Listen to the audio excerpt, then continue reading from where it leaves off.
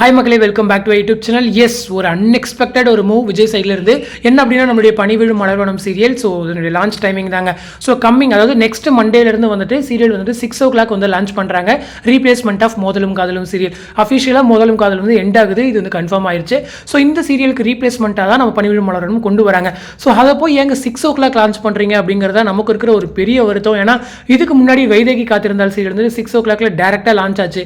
Velammal serial வந்து டேரெக்டாக launch ஆச்சு. அதை தொடர்ந்து நம்மளுடைய சிப்பிக்கல் முத்து சீரியலுமே 6 o'clock டேரக்டாக லான்ச் ஆச்சு. ஸோ இந்த 3 சீரியல்களுடைய நிலைமை என்ன அப்படிங்கிறது உங்க எல்லாருக்குமே தெரியும். சடன் எண்டு தான். வேலம்மாளுமே சடன் எண்டு, அதே போல சிப்பிக்கல் முத்து சீரியலுமே சடன் எண்டு. ரொம்ப அன்எக்ஸ்பெக்டட் ஒரு கிளைமேக்ஸ் வந்து சிப்பிக்கல் முத்து கொண்டு வந்திருந்தாங்க. ரொம்ப நல்ல ஒரு ஃபேன் பேஸ் வந்து கிரியேட் ஆகிட்டு இருந்துச்சு அந்த டைமில்.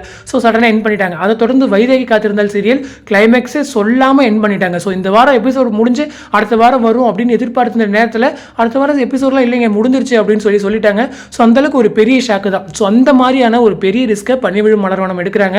ஸோ என்ன பண்ண போகிறாங்கன்னு தெரியல. அவங்களுக்குமே ஒரு அன்எக்ஸ்பெக்டட் 6 o'clock கொடுத்தது நல்லா இருக்குது. சீரியலுடைய ஸ்டோரியுமே ஸோ டிஃப்ரெண்ட்டாக இருக்குது. ஏன்னா விஜய் டிவியில் எல்லாருமே நம்ம பேரு அந்த மாதிரி சீரியல்ஸ் பார்த்துட்டு இருக்கிற நேரத்தில் ஒரு அண்ணன் தங்கச்சி அக்கா தம்பியான சீரியல் வந்துட்டு ரொம்ப நல்லாயிருக்கும் அப்படின்ற ஒரு எதிர்பார்ப்பு ஆடியன்ஸ் சைடு இருந்த நேரத்தில் 6 o'clock வந்து கொடுத்துருக்காங்க.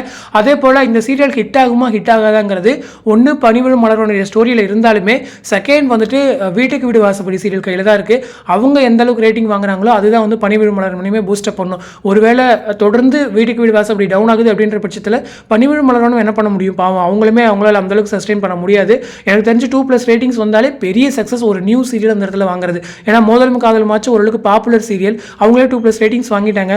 ஒரு நியூ சீரியல் கொண்டு போய் போடுறீங்கன்னா அது ரொம்ப ப்ரெஷர் போடணும், ரொம்ப ஹார்ட் ஒர்க் பண்ணால் மட்டும்தான் அந்த அளவுக்கு ரேட்டிங்ஸ் வாங்க முடியும். ஸோ என்ன நடக்குது அப்படிங்கிறத நானுமே தெரிஞ்சுக்க வெயிட் பண்ணுறேன். ஸோ பெரிய ரிஸ்கி மூவ் சேனல் சைட்லேருந்து. ஸோ இந்த அளவுக்கு ஒர்க் அவுட் ஆகுதுங்கிறத நம்மளும் வெயிட் பண்ணி பார்க்கலாம். பட் கண்டிப்பாக வீட்டுக்கு வீடு வாசப்படி சீரியல் ஏதாச்சும் பண்ணணும்.